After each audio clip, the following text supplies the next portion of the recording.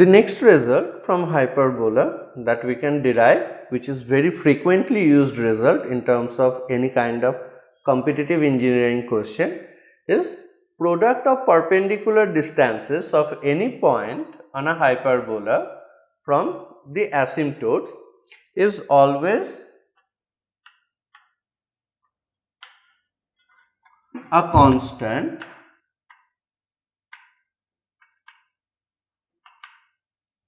and this constant is definitely associated with the measurements of axis. So, let us consider a branch of a hyperbola, and for establishment purpose we are again considering it is a branch of the hyperbola x square by a square minus y square by b square is equals to 1, and let these lines are the asymptotes of the hyperbola.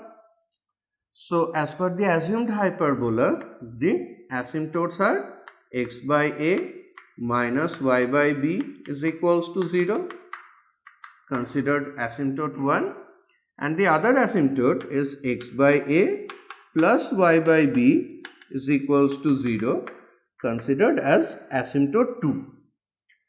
Now, let us consider any point P with coordinate a sec theta, b tan theta. That is the parametric representation of any point on the hyperbola. So, if we consider this perpendicular distances of P from the two asymptotes,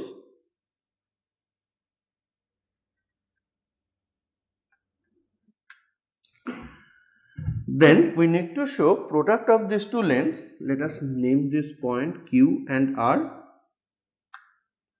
So, we need to show PQ into PR is something independent of theta.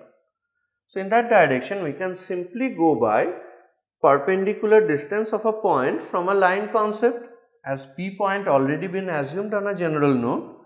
So, P having a distance from x by a minus y by b is equals to 0 is a cos theta, a sec theta by a minus b tan theta by b divided by the absolute value of this numerator divided by root over 1 by a square plus 1 by b square.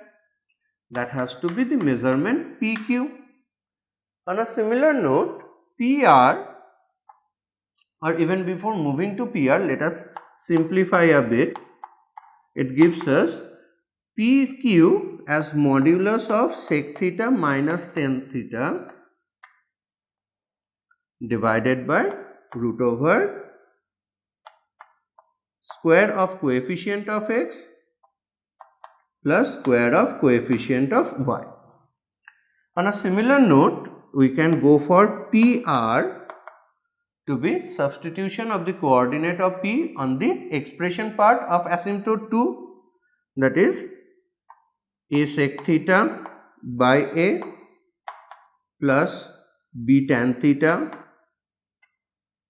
by b divided by root over 1 by a square plus 1 by b square, which is nothing but modulus of sec theta plus tan theta divided by root over 1 by a square plus 1 by b square, and hence PQ into PR is going to be modulus of sec theta minus tan theta multiplied with modulus of sec theta plus tan theta, deriving modulus of sec square theta minus tan square theta.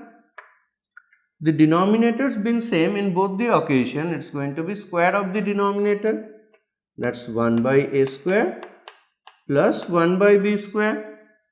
Sec square theta minus tan square theta being 1, we do have this result as a square by b square by a square plus b square. So, this is the result been found. Now, what is the importance of this result and how this result can be used for the other sections of hyperbola like rectangular hyperbola? The basic justification comes through the idea the moment we consider the asymptotes of the hyperbola at the coordinate axis, that means two perpendicular asymptotes. So, we are addressing rectangular hyperbola. So, the moment we are going to have coordinate axis as asymptotes, the points that will appear on the branches of such a rectangular hyperbola will also maintain the product of the distances from the coordinate axis as a constant, and hence branches confined in first and third quadrant in the form of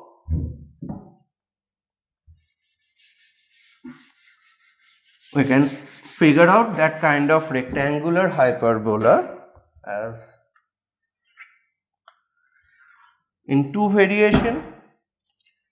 The variation which is most commonly used is the hyperbola, rectangular hyperbola with branches confined in first or third quadrant. So, even over there we can select over this fact that product of the perpendicular distances of any point from the asymptotes is a constant, whereas if I select any point on the branch, its distances from the asymptotes are nothing but abscissa and ordinate in that case, and hence we will get xy, that is product of abscissa and ordinate, as some constant. In first or third quadrant, that constant has to be positive, hence it can be justified as xy is equals to c square. Similarly, if we consider of the branch confined in second or fourth quadrant, we can mark the equation as xy is equals to some minus k square. This can also be written as xy is equals to minus c square, but in that case the drawn white rectangular hyperbola has to be the conjugate rectangular hyperbola to xy is equals to c square. As that may or may not be necessary, so we have marked it in general as xy is equals to minus k square.